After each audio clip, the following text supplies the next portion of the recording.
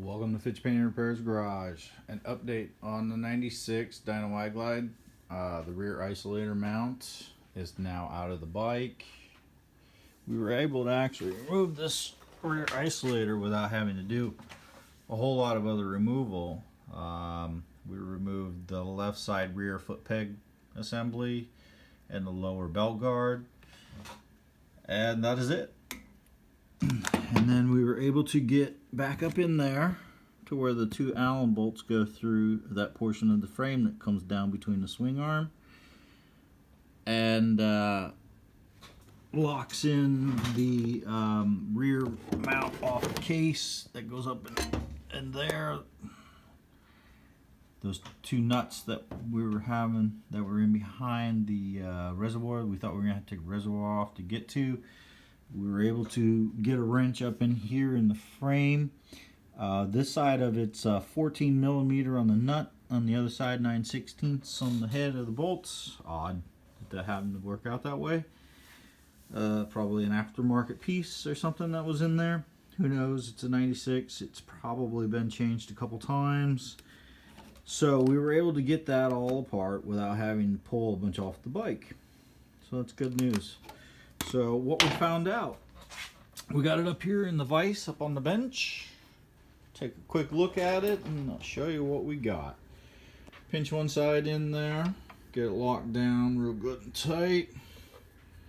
Get yourself a little screwdriver, stick it in the hole, and we're going to simulate some engine torque. Take a kind of look at that. Oh man, that is not good. Not good at all. This is where the two Allens bolt through. That piece on the frame right here. That's encased in the vulcanized or whatever, this rubber. Metal piece stuck inside the rubber. And then the rubber is like formed to this metal, and the through bolts on the transmission go through here. And they isolate the vibrations of the powertrain transferring to the frame, and this entire piece is ripped clean through. There is very little of this rubber remaining holding on to this and it literally is about to fall apart. So the rear end of that engine was not being supported, and so what sorry about the finger in the frame, guys. Sorry.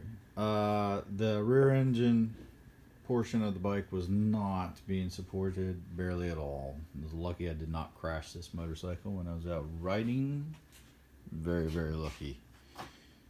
We're going to change the front isolator. Haven't gotten to that one yet, but we will change the front isolator and check the upper mount as well in the process and do a vehicle alignment when we put it all back together. We're going to be ordering two brand new isolators from Harley. I've heard that the aftermarkets are of the old design and the Harley ones are of the new upgraded design.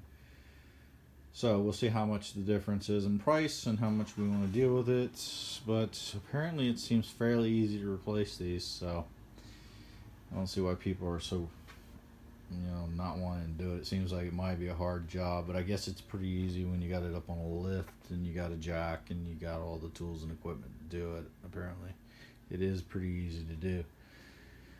So we'll replace that, and we'll replace the one on the front. Hopefully this bike will run a little better down the road. Stay tuned.